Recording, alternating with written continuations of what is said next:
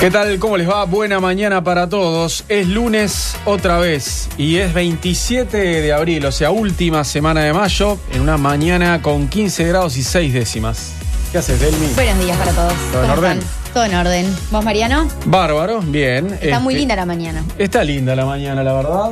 Sí, más o menos parecida a la del viernes, ¿te parece? Sí. Sí. Tiene algo de la del viernes, sí. Está despejada, está tranquila, está muy linda. 84% de humedad en el sur y en toda la zona metropolitana. Tenemos para hoy pronosticado una máxima de 22 grados en Montevideo y zonas aledañas también. Mañana con aumento de nubosidad y de tarde nuboso y cubierto con precipitaciones y tormentas aisladas en el sur. Para el centro de Uruguay, ya les digo, 15 grados con 5 décimas, 91% de la humedad, la máxima también será de 22. Está nuboso de mañana con una baja probabilidad de lluvias y de tarde nuboso y cubierto con precipitaciones y tormentas aisladas. Mientras tanto, por el norte, a esta hora 18 grados ya, bastante bien la temperatura en el norte, nada de frío, 96% de humedad, la máxima será de 28. De mañana nuboso y cubierto con precipitaciones y tormentas aisladas y de tarde idéntico también, una jornada cubierta, nubosa, con lluvias y tormentas aisladas. Todo pasa. Las noticias en bandeja. El gobierno anunció un testeo masivo en residenciales de adultos mayores, comenzando por los de estado crítico y en respuesta al brote de COVID-19 que provocó 2 muertes en estos hogares. Las autoridades inician hoy una intervención sanitaria y permanente de residencias para ancianos, preocupadas por la enorme cantidad de centros funcionando sin habilitación. Entre estos, hay 110 que están por debajo del respeto a los derechos humanos, indicó Álvaro Delgado. La ministra de Economía y Finanzas, Azucena Arbeleche, reveló que la estrategia de Uruguay es financiarse con préstamos contingentes y no con emisión de deuda durante la crisis provocada por la emergencia sanitaria. En una entrevista con la agencia norteamericana Bloomberg, la jerarca reiteró que espera un shock profundo pero transitorio. 2 niñas avisaron a través de la plataforma del Plan Ceibal que estaban siendo víctimas de abuso durante la cuarentena. Primaria presentó la denuncia y los agresores ya están detenidos. Ahora se implementará un botón de pánico para situaciones de emergencia.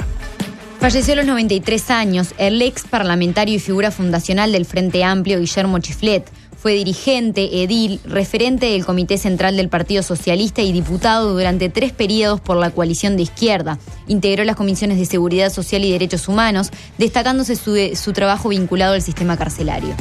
Exministros de Salud de Brasil anunciaron que denunciarán al presidente Jair Bolsonaro ante el Alto Comisionado para los Derechos Humanos de la ONU por su actuación frente a la pandemia de coronavirus. 7 exfuncionarios manifestaron su indignación y total desacuerdo con las políticas del mandatario, reclamando que las vidas no pueden ser relativizadas en función de la economía. Giuseppe Conte, primer ministro italiano, anunció los próximos pasos que dará su país y en relación al deporte, dijo que de a poco se irán permitiendo algunas actividades como el entrenamiento individual para deportistas a partir del 4 de mayo. Las prácticas en grupo para equipos profesionales se permitirán desde el 18 de mayo, mismo día en que podrán abrir también tiendas, museos y bibliotecas. De 7 a 10, todo pasa. Veíamos ahí en los títulos cómo los países que primero la sufrieron, esta crisis del coronavirus, ya van retomando las actividades. Lo hizo China, el lugar donde todo comenzó, que ya retomó la actividad normal, de a poquito va retomando la actividad normal.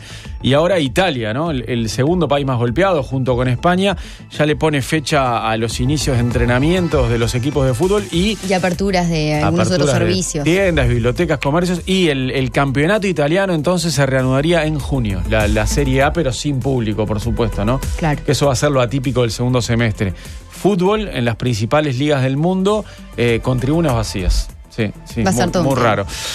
Bueno, les contamos que vamos a desarrollar toda la información en instantes y tendremos hoy a las 8 una entrevista con Mercedes Aramendía, la nueva presidenta de la URSEC, una joven jerarca que tiene solo 34 años y ya asume como titular de la URSEC.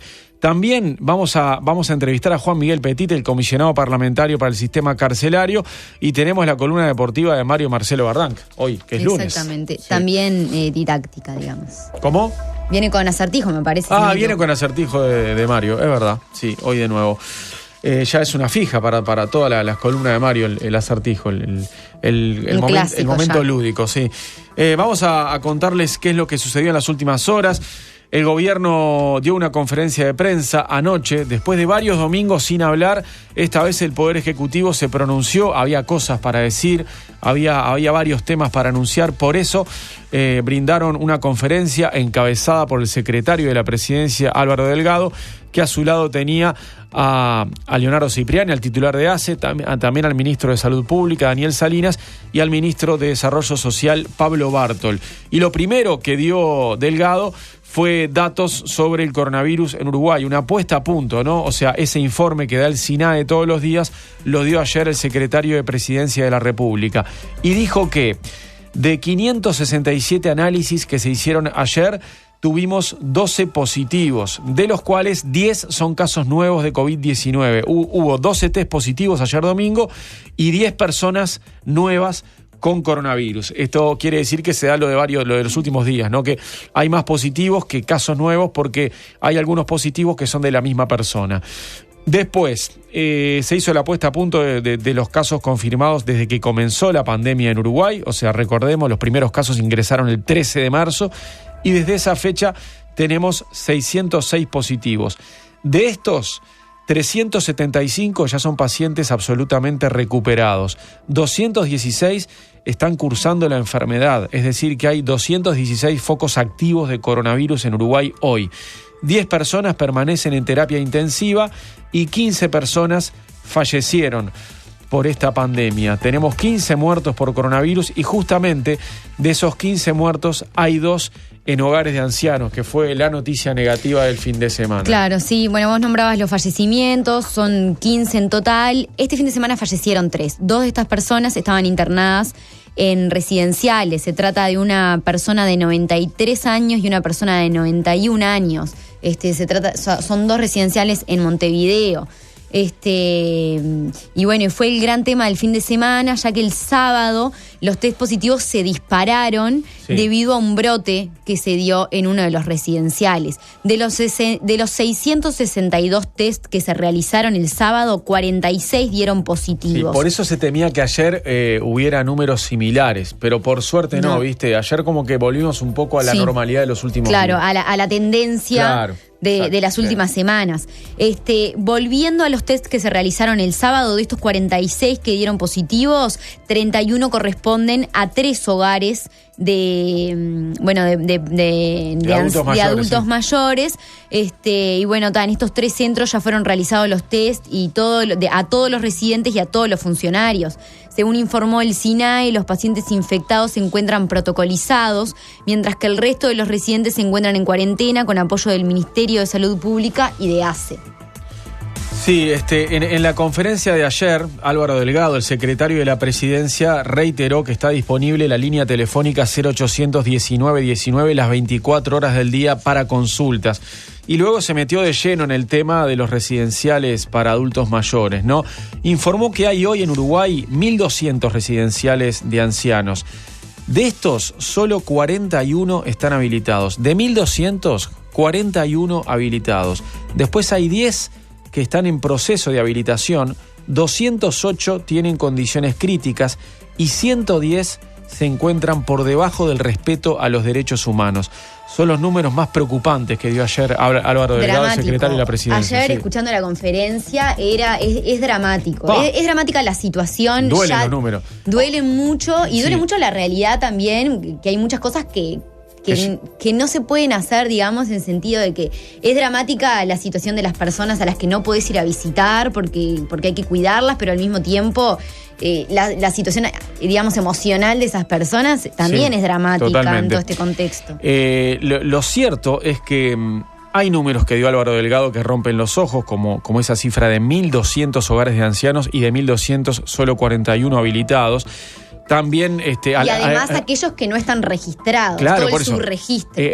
Alarma que 110 estén por debajo del respeto a los derechos humanos, que es algo mínimo, indispensable, pero en realidad es algo que muchos de los uruguayos teníamos ahí, ¿no? No es que se descubrió ayer. Esta realidad pésima de los hogares de ancianos se conoció. Claro, siempre que sucede algo en los hogares de ancianos, es como que se retoma este tema, pero siempre está como a un costado, ¿no? Las veces que han fallecido por incendios, por malas condiciones, o sea, hay algunas noticias que han dado a luz, digamos, la situación de los residenciales, pero... Hubo informes periodísticos de varios medios destacando la situación patética de muchos hogares de ancianos, ¿no? Inhumana. Lo que pasa que, lamentablemente, es una realidad oscura que queda tapada por un velo, y ayer lo que hicimos fue sacar el velo por las 2 muertes en residenciales para adultos mayores, ¿no? Exactamente. Era una realidad que estaba cubierta, pero ya conocida por todos los uruguayos. Lamentablemente la volvimos a ver ayer, y ahora, además de visualizarla, se atiende por parte de las autoridades. Por eso, Álvaro Delgado, el secretario de la Presidencia, anunció que desde hoy comienza una intervención sanitaria en los hogares de ancianos, y van a comenzar por los que tienen una situación más dramática, ¿verdad? Van a comenzar por los más irregulares, por los que presentan más irregularidades, y además dijo que todo esto será coordinado por el Ministerio de Salud Pública y el Ministerio de Desarrollo Social. Entonces vamos a hacer 2 cosas. La primera es una coordinación entre el MIDES y el Ministerio de Salud Pública, quien habilita los centros para los adultos mayores, la residencia para adultos mayores. El Ministerio de Salud Pública tiene competencias diferentes, pero convergentes. Uno tiene que ver con la higiene, la alimentación, el cuidado personal, las condiciones humanas, de tratamiento humano de esos viejitos, y salud pública, las sanitarias. Bueno, una coordinación especial en ese sentido. Y en el otro sentido, a partir del día de mañana, una comisión donde, con una logística especial, más allá de que cada uno de los adultos mayores tengan su prestador de salud, se van a distribuir geográficamente y operativamente estos centros residenciales para que cada prestador de salud, conjuntamente con Salud Pública y ACE, tenga una intervención directa y permanente, de monitoreo permanente. Y cuando necesita alguno de ellos ser internado, que vaya al prestador correspondiente. Hay una voluntad de todos los agentes de la salud del Uruguay de estar controlando, de estar arriba de este proceso, cuidando a nuestros mayores en la casa de salud. Obviamente, en lo preventivo, aislar de los que pueden ser positivos los negativos, y se determinan los hisopados, y después, cuando se necesiten la internación, que la internación la hagan en los prestadores de los cuales sean socios, o de ACE si no tienen ninguno. Y además, decirle que empezamos también, como primer tarea de esta comisión, que se instala el día de mañana, un testeado hisopado generalizado y progresivo, programado, que lo vamos a ir haciendo a todos los residentes. Esta intervención, entonces, que es urgente y que será permanente, una intervención directa del gobierno, va a comenzar, como decíamos, específicamente en los centros geriátricos en los que, hubo casos positivos de coronavirus en las últimas horas. La situación preocupa mucho, decía Delgado, y además agregaba que va a haber una persona permanente todo el tiempo en ese residencial complejo que ha generado que más de 25 abuelos o viejitos sean positivos, y en esos lugares en los que hubo fallecidos, entonces habrá una persona todo el tiempo, además del testeo masivo que se realizará. La intervención, como decíamos, estará coordinada por el MIDES, por el Ministerio de Salud, por ACE y también por los prestadores de salud. Y el ministro Daniel Salinas agregó más información. Se va a hacer un monitoreo continuo y diario, en especial en uno de los residenciales, pero es bueno saber que en el día de hoy se procedió a la inspección por parte de Salud Pública de ambos residenciales, y se dejaron absolutamente claras cuáles eran las normas que tenían que cumplir en cuanto a la separación de áreas en planta alta, planta baja, separando los casos negativos de los positivos y de los contactos de los positivos. Por otra parte, también se previeron áreas de circulación, de tal manera que haya áreas limpias y áreas contaminadas de circulación. Se proveyó y se dieron instrucciones precisas sobre los elementos de protección personales, se dejaron algunos termómetros de toma de temperatura a distancia, y se van a proporcionar oxímetros de pulso para el seguimiento de estos pacientes. En conjunto con ACE, con el presidente Leonardo Cipriani, hemos determinado que se haga un seguimiento de de auxiliares de enfermería y licenciado en enfermería en estos dos centros, en particular por las condiciones en las cuales estaban residiendo. Culmino la respuesta a tu pregunta. El hisopado va a ser general, obviamente programado, pero va a ser general no solo en estos 8 centros, sino en todos los residenciales. Si me permite, sí, ministro. Vamos a ir comenzando por aquellos residenciales críticos. Ahí estaba el ministro de Salud Pública con el acote del secretario de la Presidencia. Y Álvaro Delgado también agregó que las visitas a los hogares están suspendidas. Obviamente ya no se puede hacer visitas a los residenciales de ancianos con todo lo que implica, ¿no? No poder ir a ver a un ser querido. También. Tremendo. Y bueno, ante una pregunta deslizó la posibilidad de que por ahí haya estado el foco de contagio. No le preguntaron si ya estaba identificado el vector y respondió esto. Sí, está perfectamente detectado y por eso se actuó en consecuencia, vinculado a todo lo que tenga que ver contacto con esa persona que a su vez generó el contagio original. En algunos casos, reitero, lo dije medio al pasar, pero quizá no se cumplieron con el protocolo que está establecido de la previsión de visitas y obviamente eso genera consecuencias, ¿verdad? Y con respecto al testeo o a la intervención, más que nada, lo que tú preguntabas, la intervención sanitaria de estos centros donde hubo problemas y se detectaron positivos, hubo un hisopado general para todo el mundo, hubieron 2 fallecidos lamentablemente, una persona, bueno, 2 personas obviamente de avanzada edad, pero se hisoparon a todos los residentes y a los funcionarios y todos los que tuvieron contacto con el centro, y en particular uno de ellos donde es el más grande, donde hay más problemas y donde hubo un fallecido en el día de hoy. Bueno, vamos a ser muy drásticos en algunas decisiones y por eso lo que decía el ministro Salinas, mañana va a haber una intervención sanitaria, o sea, monitoreo sanitario y cumplimiento de una serie de medidas que tanto Salud Pública como ACE le determinaron a esta residencial de ancianos. Sobre esta situación de los residenciales de adultos mayores también habló el ministro de Desarrollo Social, Pablo Bartol. Efectivamente, todo lo que nos relata la División de Regulación y Fiscalización que tiene el Ministerio de Desarrollo Social para los centros de larga estadía de personas mayores. Hay algunos centros que, según nos han relatado y están los informes, las condiciones son casi diría que espeluznantes. Estos son centros de larga data, muchas veces llevados adelante por un matrimonio que tiene unas piezas. Nos han relatado de algunas casas con piso de tierra, por ejemplo, donde viven personas mayores. Y eso es todo lo que queremos mejorar. Eso es todo lo que en Uruguay no puede seguir pasando. Entonces, por supuesto que cuando nos encontramos con esta realidad y frente a este riesgo tan grande, lo uno primero que piensa es generemos espacios nuevos donde poder llevar a estas personas.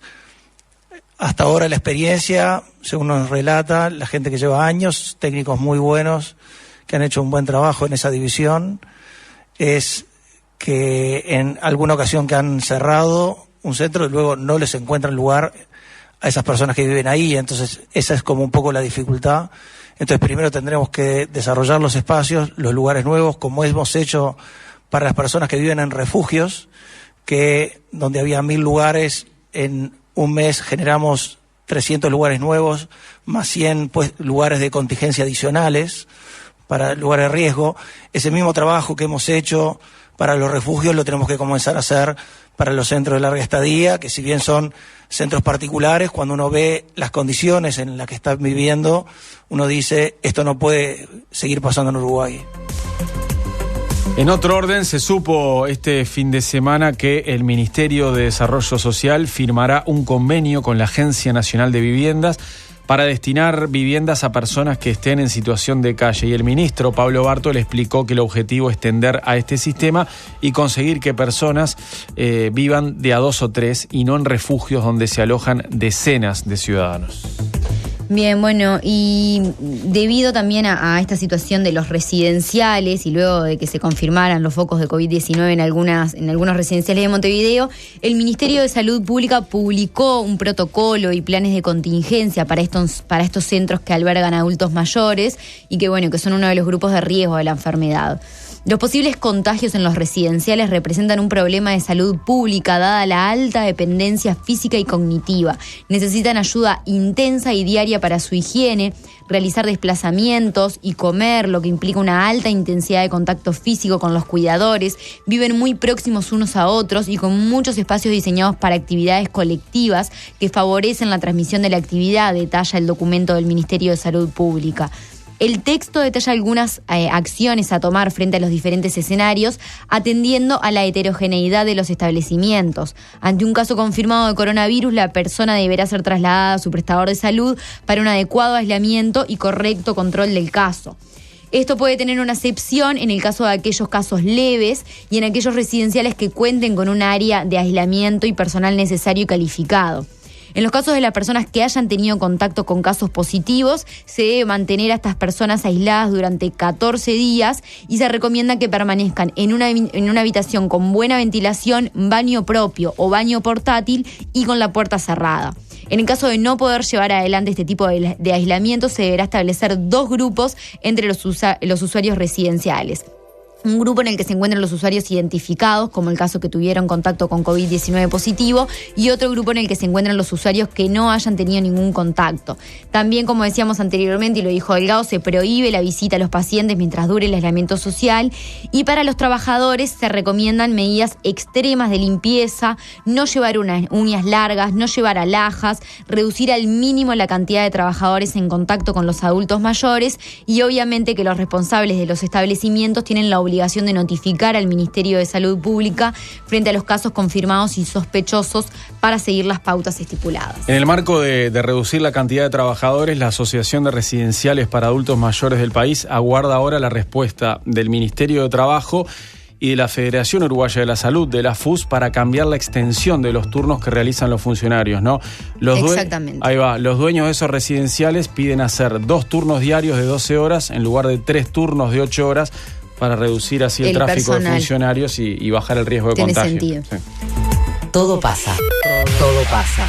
Los leemos en el 093-6051, en todopasa@oceano.uy y en nuestras redes Todo Pasa Océano en Twitter, Instagram y Facebook. Todo pasa, el periodístico de Océano.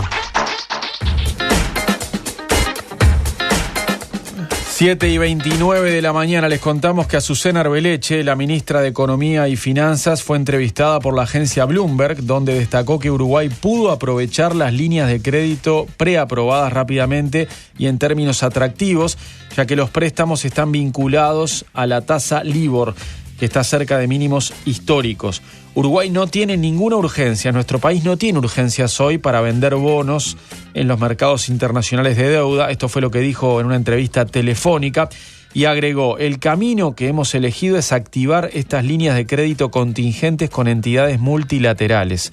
El gobierno planea gastar 400 millones de pesos y canalizar más de 2.600 millones de pesos en préstamos a empresas para mitigar las consecuencias para la sociedad de la pandemia.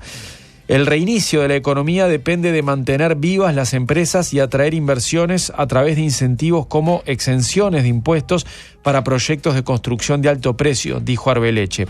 Será un shock profundo pero transitorio. Esto es una idea que ella había expresado ya y la reitera. Vamos a tener un shock económico profundo después de esta pandemia, pero transitorio.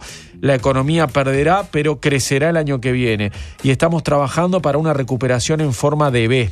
Esto fue lo que sostuvo Arbeleche sobre la crisis de emergencia sanitaria por el coronavirus. Debido a la crisis, la mejora fiscal prevista para 2020 se pospone hasta 2021, agregó la ministra de Economía.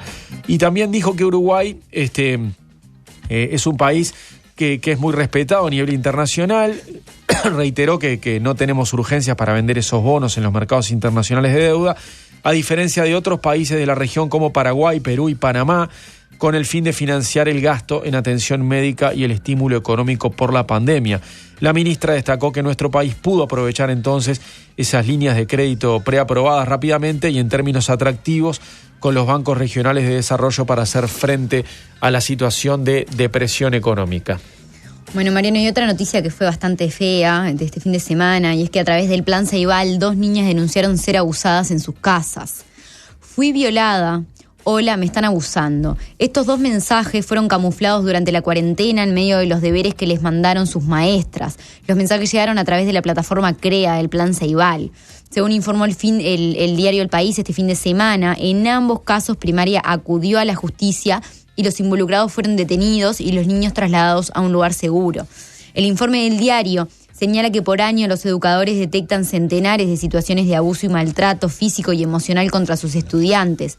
En 2019 se procesaron 380 denuncias de abuso, 319 por maltrato físico y 657 denuncias por maltrato emocional. Según el último informe del INAU, las denuncias de violencia superaron los 4.700 casos y en la mayoría de estos casos el agresor es un familiar o alguien del entorno cercano. Y en la mayoría de esos familiares aparece un hombre, ¿no? En la inmensa mayoría siempre, sí, por lo general es un hombre el agresor también. Es cierto. Debido al aislamiento social es más difícil para los educadores identificar estos casos. El psicólogo y director general del Instituto Interamericano del Niño, la Niña y los Adolescentes de la OEA, Víctor Giorgi, se refirió la semana pasada en Todo Pasa a la preocupación por esta problemática durante la cuarentena. Vamos a repasar lo que decía Giorgi. Y por otro lado, esto también tiene mucho que ver con una de las preocupaciones que hay a nivel mundial, diría yo, con esta pandemia y con los encierros, es el tema de la violencia, ¿no? La violencia intrafamiliar, fundamentalmente. Los organismos internacionales están hablando de un 20% de incremento de las denuncias y podemos suponer que además hay más subregistro que en otras oportunidades. O sea que ese 20% podría estar ocultando un aumento bastante mayor. ¿Por qué? Porque generalmente la denuncia o la identificación o la visualización, si ustedes quieren, de una situación de violencia familiar, ya sea de maltrato, ya sea de abuso sexual, en el niño siempre aparece a través de terceros. O sea, el niño no va a denunciar. El niño lo que hace es comentar, es hablarlo con sus compañeros, con sus maestros. Y es ahí que circula el tema y se concreta la denuncia. Realmente la denuncia viene del ámbito escolar o del ámbito de funcionarios de la salud. Y en el caso de la cuarentena y del encierro, esa posibilidad queda bastante anulada, ¿verdad? O sea, no vamos a ver eso que hemos visto muchas veces, un niño que en un grupo hablando de determinada cosa dice, a mí me pasa tal cosa, ¿verdad? O sea, eso es algo que estamos quitando, que estamos perdiendo y que es un elemento asegurador muy importante para el niño en cuanto a su posibilidad de compartir, de pedir ayuda, de comentar lo que le sucede, ¿no? La directora del Sistema Integral de Protección a la Infancia y a la Adolescencia contra la Violencia, el CIPIAB, María Elena Mizrahi, también señaló esta preocupación ayer en diálogo con Telemundo. Todos estamos trabajando dentro de lo que es un marco especial. Por lo tanto, juega justamente un papel fundamental la comunidad, porque en definitiva, nosotros a los niños que los veíamos todos los días, o que los veíamos en el CAIF, en primera infancia, que los teníamos, eso ahora no los estamos pudiendo captar. En la medida que ahora empecemos a transitar de vuelta, no sabemos en qué tiempo, pero bueno, ahí se volverá y ahí podemos hacer una evaluación y también tenemos que estar preparados porque quizás nos lleguen bastantes más situaciones que en este momento estuvieron muy silenciadas. Bueno, a las 2 denuncias por abuso que recibieron los educadores mediante la plataforma CREA también se suma el mensaje de 2 niños que manifestaron su deseo de suicidarse. Uno de ellos escribiendo ayuda, también en CREA, y otro que se lo dijo a sus padres y estos pidieron asesoramiento en primaria. Durante el año pasado las maestras reportaron 38 intentos de autoeliminación y 89 casos de ideación suicida, según el informe del diario El País. Es por eso que la plataforma del Plan Ceibal creará un botón de pánico para que los escolares puedan denunciar de manera escrita o a través de un mensaje de voz lo que les está sucediendo. Solo el maestro de la clase tendrá acceso a lo que notifique el alumno en ese mensaje y luego deberá elevar la denuncia a primaria. Además de solicitar ayuda, los alumnos serán el público objetivo de una campaña de comunicación amigable online en el que se expondrán situaciones de vida cotidiana que puedan estar viviendo y que impliquen una vulneración de sus derechos. Los casos de abusos sexuales reportados por maestros vienen creciendo año a año, pasando de 280 en 2015 a 380 el año pasado. Según indicó la Coordinadora Nacional de Escuelas Disfrutables, Ana Everest, al diario El País, lo primero que se hace en estas circunstancias es creer en el alumno, luego se realiza la denuncia en la Unidad Especializada de Violencia Doméstica y de Género del Ministerio del Interior, se valora el riesgo, el estado psicoemocional de la víctima y la eventual derivación al sistema de salud, y por último se lleva adelante un seguimiento en conjunto con los docentes para preservar la afiliación de aprendizaje. Y ayer, a los 93 años, falleció el histórico dirigente frente amplista Guillermo Chiflet. Chiflet, que fue integrante del Partido Socialista, también se desempeñó como diputado, un hombre de reconocida trayectoria política y además participó en 1971 en la fundación del Frente Amplio. Fue electo diputado en el año 89 y reelecto en 1994, 1999 y 2004. Es decir, que fue diputado entonces también en la legislatura 2005-2010. Integró las comisiones de Derechos Humanos y Seguridad Social. En 2005 renunció a su banca por discrepancias con la participación del ejército uruguayo en la misión de cascos azules en Haití. O sea que en esa última legislatura, en el quinquenio 2005-2010, apenas estuvo unos meses y en ese año 2005, en el que comenzaba la legislatura, se fue por esa discrepancia. Chiflet fue redactor del semanario El Sol, del Partido Socialista, codirector del diario Época y cofundador de los semanarios Marcha y Brecha en 2019. No te quise decir que fue cofundador de los semanarios Marcha y Brecha, ¿no? El año pasado él fue reconocido con el Premio Internacional Mario Benedetti a la lucha por los derechos humanos y la solidaridad. Y en las últimas horas, todo el espectro político lo recordó a Chiflet. El Frente Amplio, en su cuenta de Twitter, escribió lo siguiente: fundador de nuestra fuerza política, fue activo participante de la Comisión de Derechos Humanos, de contundente palabra y acción por la búsqueda de la verdad. Que en paz descanses, Guillermo Chiflet. Abrazo fraterno a familia y amigos. Mientras tanto, el presidente de la República, Luis Lacalle Pou, escribió sobre Chiflet esto en su Twitter. Él lo definió como un gran dirigente político y sobre todo como una gran persona, y escribió: de esas personas que uno necesita tener enfrente para entender las otras visiones. Vivió como predicó, me regaló su consejo y su afecto. Apretado abrazo a su familia y amigos.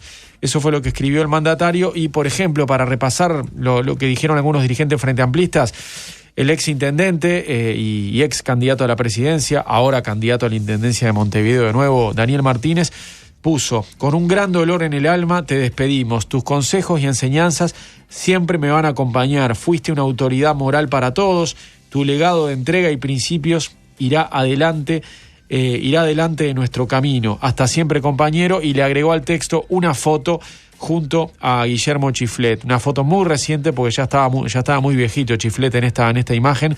¿Es una imagen de este año o de fines del año pasado? Guillermo Chiflet que falleció ayer entonces a los 93 años. Y que Álvaro Delgado, en el inicio de la conferencia de prensa ayer, también lo recordó. Sí, comenzó la conferencia hablando de Chiflet. Sí. Bueno, Mariano, cambiando de tema, este fin de semana se generó una polémica por la reapertura del boliche Doña Marta, ubicada en el barrio Cordón. ¿Lo tenés? No. No lo tenés. Bueno, es cerquita de donde vivo, paso todos los días por ahí. ¿Y has entrado alguna vez también, me imagino? Alguna vez entré, sí. Hace bastantes años, en realidad. Pero sí. Ah, ¿porque no, que es para gente más chica? ¿O porque vos ya dejaste de salir? Hace unos años que no bolicheo. Mira. Te juro, hace al menos 2 años que no voy a un boliche. Ah, vos tenés 32. 32. Sí. ¿A los 30 cortaste? Sí, más o menos. Mirá. Sí. No, cada tanto, pero la temprano. verdad que no es mucho mi estilo tampoco. Esa es la verdad. Ese boliche no es mucho tu estilo, ahí va. Bueno, el local anunció en sus redes sociales que a pedido de muchas personas iba a volver este jueves 30 de abril tomando las medidas necesarias recomendadas por el Ministerio de Salud Pública. El anuncio despertó muchísimas críticas en las redes sociales y el local volvió a publicar una aclaración en el que señalaron que se habían expresado de manera incorrecta y que el jueves 30 de abril iban a volver, pero en formato bar. No podemos ni seremos boliche, indica la aclaración. El local anunció que se iban a tomar todas las medidas impuestas por el Ministerio de Salud Pública para la seguridad de quienes concurran. Se van a realizar test de temperatura corporal antes de ingresar al local, van a contar con alcohol en gel en todas las mesas, barra y baños, el personal va a utilizar barbijo y guantes, también se sugirió el uso de tapabocas por parte de los clientes. Obviamente no se hizo mención a la obligatoriedad, pero es un poco también, digamos, absurdo que las personas ingresen a un lugar a ingerir alimentos con el tapabocas. Claro. No, pero también con el tapabocas porque, digamos... No, bueno, pero podés ingresar y pedir lo que vayas a pedir, pero yo creo que la idea es que estés con el tapabocas todo el tiempo hasta que empezás a comer y a tomar. O a tomar, puede ser, sí. Bueno, también anunciaron que las mesas van a estar a 1,5 metros de distancia entre sí. Desde el comienzo de la emergencia sanitaria, el Ministerio de Salud Pública solicitó a los bares, boliches, alojamientos, restaurantes, casas de comidas, cafés y similares, que cuenten con servicios higiénicos y aparatos sanitarios en perfectas condiciones, agua corriente en todos los artefactos, disponibilidad de toallas de papel, jabón líquido y alcohol en gel. Las mesas deben distanciarse 2 metros y no pueden tener más de 4 comensales. Las sillas deben tener una separación mínima de 1 metro. Además, no puede haber más de 100 personas dentro de un mismo local. No está permitido el uso de servilletas de tela, no pueden habilitarse pistas bailables, barras, mostradores y otros ámbitos que estimulen la permanencia del público. Además, el horario de funcionamiento está limitado hasta las 3 de la mañana. En caso de incumplir cualquiera de las medidas, se van a aplicar multas que pueden ir de 2 a 350 unidades reajustables e incluso pueden ser clausurados de forma preventiva. La fiscalización de cumplimiento está a cargo del Servicio de Convivencia Departamental y los respectivos municipios, y la Intendencia sugiere a la población que de advertir irregularidades las denuncia a la central telefónica 2901-0006. Todo pasa, 4ª temporada. Mariano López, Paula Barquet, Delmir Infante y Nicolás Delgado. 4ª temporada. Tiempo pasa. El tiempo pasa. Todo pasa.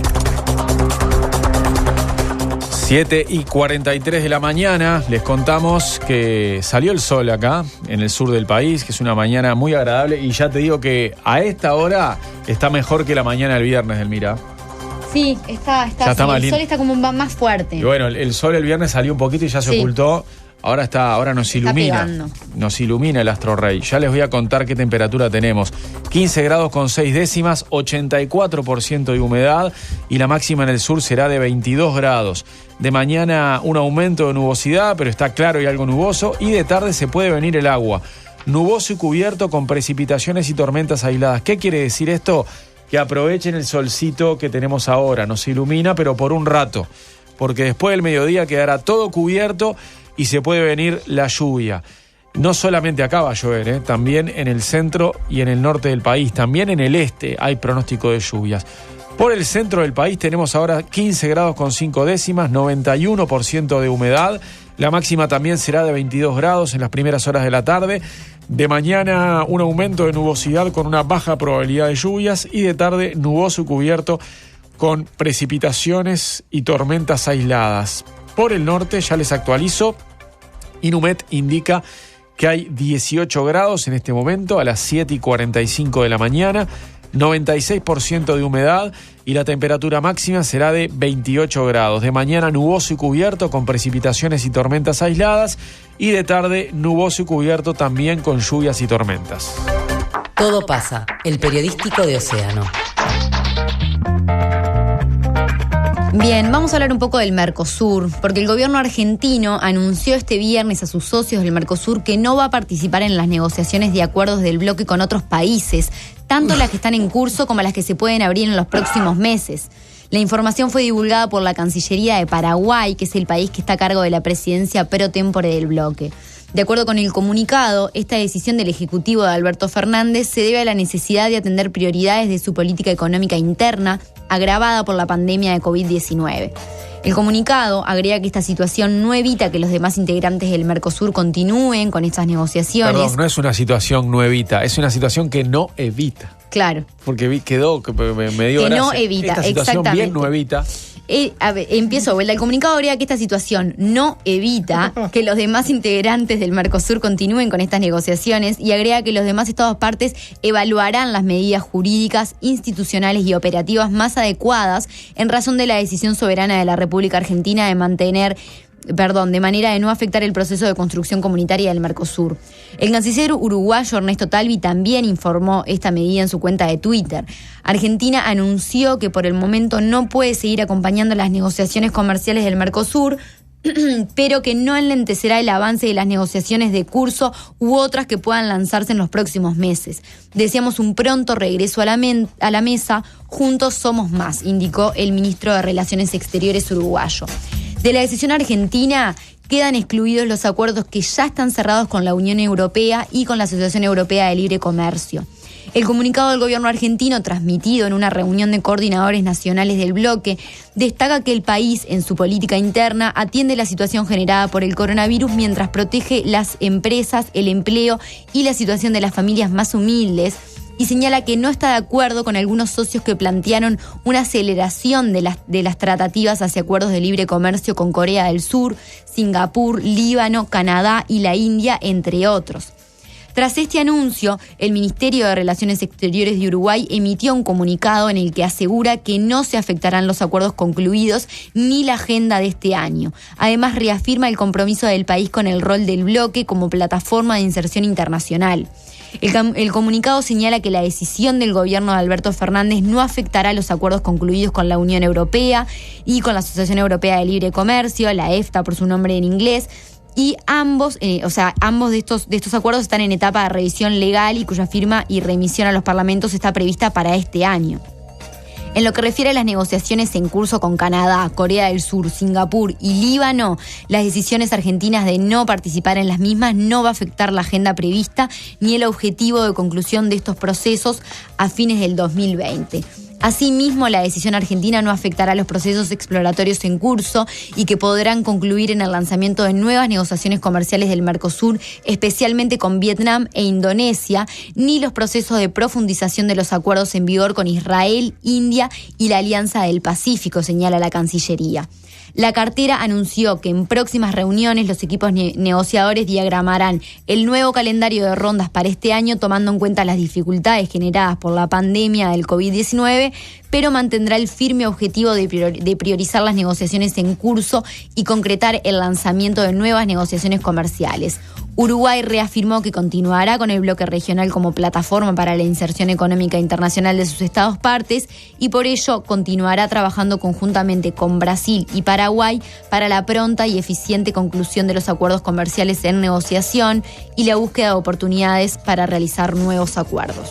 Y en relación a la pandemia por el nuevo coronavirus, el presidente argentino Alberto Fernández extendió la cuarentena general y obligatoria por 2 semanas más hasta el 10 de mayo, pero al mismo tiempo anunció que se autorizan las salidas recreativas de hasta 1 hora en un radio de 500 metros alrededor del domicilio. Hemos escuchado mucho el reclamo de todos y de todas y la necesidad de poder salir un rato de las casas. Miren, acá depende mucho de lo que nosotros hagamos, cómo nos vaya. Acá yo confío en todos y cada uno de ustedes. La realidad es que vamos a autorizar que diariamente cualquier persona pueda salir en un radio de hasta 500 metros de su casa con fines de esparcimiento. Fines de esparcimiento no supone salir a correr, andar en bicicleta ni hacer actividad física, porque la actividad física, dice la medicina, expone la transmisión del virus, y por lo tanto es una actividad más riesgosa. Actividad recreativa es salir a caminar, airearse un poco. Los niños pueden salir acompañados con sus padres, los adolescentes pueden salir solos, pero todos, en cualquier caso, deben salir 1 hora diariamente, pueden salir 1 hora diariamente y en un radio de 500 metros de su casa. Fernández dijo en esta declaración a la población que son los gobiernos provinciales los que deben implementar la medida. Sin embargo, la disposición no se aplicará en las grandes ciudades de los 4 distritos principales. En respuesta a esta iniciativa, los gobernadores de las provincias de Buenos Aires, Axel Kicillof, de Santa Fe, Omar Perotti, de Córdoba, Juan Schiaretti, y el jefe de gobierno porteño, Horacio Rodríguez Larreta, rechazaron la decisión del gobierno de Alberto Fernández que autoriza, por medio de un decreto de necesidad y urgencia, esas salidas recreativas de hasta 1 hora. En un comunicado conjunto, los 4 mandatarios, los 4 gobernadores, dijeron que en aquellos grandes aglomerados urbanos con circulación viral no se habilitarán las salidas. Los gobernadores apoyaron la continuidad de la cuarentena hasta el 10 de mayo y dejaron en claro que no podían distenderse las restricciones en las grandes ciudades. Aclararon que la decisión fue tomada en consulta con el gobierno y no descartaron la habilitación de algún tipo de salidas de esparcimiento con modalidades restringidas en el futuro y en consenso con sus intendentes. En cambio, el gobernador de Mendoza, Rodolfo Suárez, se diferenció, aceptó la disposición y la implementará de forma inmediata. Esto marca una diferencia entre kirchneristas, ¿no? Porque Axel Kicillof pertenece a la fuerza política de Alberto Fernández y en este tema discrepó con el presidente. Les contamos además que el decreto que prorroga la cuarentena establece que todos quienes estén cumpliendo la cuarentena podrán realizar una breve salida de esparcimiento en beneficio de la salud y el bienestar psicofísico sin alejarse más de 500 metros de su residencia, con una duración máxima de 60 minutos en horario diurno y antes de las 20 horas. Los gobernadores también quedaron facultados para decidir más excepciones a la cuarentena, siempre que en sus distritos el virus esté controlado. Las autoridades sanitarias informaron ayer 112 nuevos casos confirmados de COVID-19 en Argentina, lo que eleva a 3.892 la cantidad total oficial de personas afectadas por la COVID-19. Significa esto casi 1.000 casos más detectados en la última semana. Y ayer, la actualización de las cifras de la pandemia elevó a 187 las muertes, tras informarse otros 2 decesos de mujeres residentes en la provincia y en la ciudad de Buenos Aires, que tenían respectivamente 63 y 93 años. Hacia la noche, el número de fallecidos creció a 192 en el comunicado diario del Ministerio de Salud de la Nación, que difundió otros 5 decesos. 3 mujeres de 93, 79 y 75 años, todas con residencia en la capital, y 2 hombres de 83 y 75 años que vivían en la provincia de Buenos Aires. Les queremos contar también que en España más de 6 millones de niños pudieron regresar a las calles ayer domingo luego de más de 40 días de confinamiento obligatorio. O sea, después de 40 días de encierro, todos los niños podían salir un rato. Con condiciones. Con condiciones, pero todos, un domingo. Entonces imagínate qué pasó. Sí. Aglomeraciones en varias ciudades de España. Sobre todo en lugares chicos, por ejemplo, hubo amontonamiento de niños con sus padres. Disparate. La salida de los niños provocó justamente muchas aglomeraciones en varios puntos del país y el gobierno de Pedro Sánchez va a evaluar hoy la respuesta, y para muchos hubo irresponsabilidad por la forma en que se salió a las calles. Lo que tratarán de hacer a partir de hoy es que esas salidas no sean todas el mismo día, ¿no? Van a poner días de la semana con horarios. Ordenar un poco mejor. Exacto, para que haya orden. Sí. Bueno, y vamos a Brasil, porque el ministro de Justicia y Seguridad Pública, Sergio Moro, conocido por llevar a prisión a Lula da Silva como juez, anunció el viernes su renuncia tras la destitución del director de la Policía Federal por parte del presidente del país, Jair Bolsonaro. Tengo que preservar mi legado, dijo Moro al anunciar su dimisión. El ex juez explicó que renuncia por la destitución del director general de la Policía Federal, Mauricio Valexio, y mencionó la necesidad de tener autonomía para ejercer sus funciones. Además, lanzó graves acusaciones contra Bolsonaro y denunció interferencias políticas en la lucha contra la corrupción, al afirmar que Bolsonaro le había revelado que buscaba reemplazar a Valexio porque quería en ese cargo a alguien con quien tener contacto personal para llamarlo y pedir información, informes de inteligencia. Dar este tipo de información no es el trabajo de la Policía Federal, indicó Moro. Así lo explicaba el ministro de Justicia y Seguridad Social de Brasil el viernes en conferencia de prensa. O grande problema de realizar essa troca, primeiro, haveria uma violação de uma promessa que me foi feita inicialmente, que eu teria carta branca. Em segundo lugar, não haveria uma causa para essa substituição. E estaria claro que estaria havendo ali uma interferência política na Polícia Federal. Aunque Moro no lo mencionó expresamente, cabe recordar que 3 hijos de Bolsonaro están bajo investigación. Moro recordó que una interferencia de este tipo en investigaciones policiales no sucedió ni siquiera durante el Lava Jato, el caso en el que intervino él como juez y por el que fue enviado a prisión Lula. Não aconteceu durante a Lava Jato, a despeito de todos os problemas de corrupção dos governos anteriores. Imaginem se durante a própria Lava Jato, o ministro, o diretor-geral, o presidente, então presidente Dilma, o ex-presidente Luiz ficassem ligando para o superintendente em Curitiba para colher informações sobre as investigações em andamento. Bueno, además Moro dijo que él no había firmado la destitución de Valexio a pesar de que aparecía en el diario oficial brasileño con su firma electrónica y la del presidente. Estas declaraciones del ex juez dejan abierta la posibilidad para iniciar un juicio político contra Bolsonaro, que perdió 2 de sus principales ministros en 10 días. Recordemos que el ministro de Salud, Enrique Mandetta, renunció por discrepancias con el presidente el 16 de abril. La respuesta de Bolsonaro a Moro no tardó en llegar. Si puedo cambiar a un ministro, ¿por qué no puedo cambiar a un director de la Policía Federal?, se preguntó el mandatario en conferencia de prensa. El presidente desmintió todas las insinuaciones en su contra y acusó a Moro de falta de compromiso. Nunca pedí blindar a nadie de mi familia, jamás haría eso, aseguró en una rueda de prensa en la que se mostró acompañado de todo su gabinete. Bolsonaro agregó que Moro estuvo más interesado en que la policía investigara el asesinato de Marielle Franco, la concejala de izquierda asesinada de 4 tiros en la cabeza en marzo del 2018, que en averiguar quién ordenó matar a Jair Bolsonaro, en referencia a las puñaladas que recibió en la campaña cuando era candidato presidencial.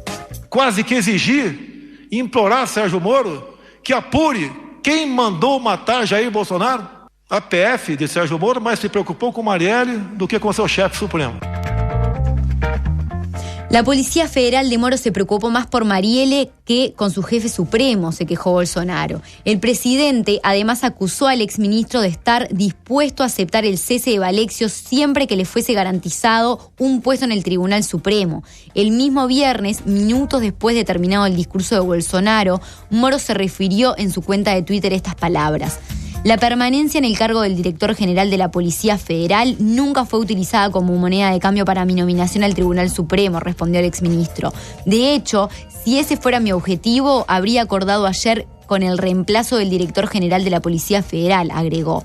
Luego de este cruce de acusaciones entre Bolsonaro y Moro, apareció en escena Lula, quien fue condenado y llevado a la cárcel por el ex juez y ahora ex ministro Sergio Moro. El expresidente publicó el siguiente mensaje en su cuenta de Twitter: no puede haber inversión de la historia. Bolsonaro es hijo de Moro y no Moro cría de Bolsonaro. En toda esta disputa los dos son bandidos, pero Bolsonaro es la cría y no al contrario. Más tarde, en una entrevista con la agencia EFE, Lula aseguró que cuando se niega la política, lo que viene después es mucho peor que la política. Así nació Hitler, así nació Mussolini, así nacen los dictadores, con la negación de la política, porque no hay mejor salida para el mundo que la democracia.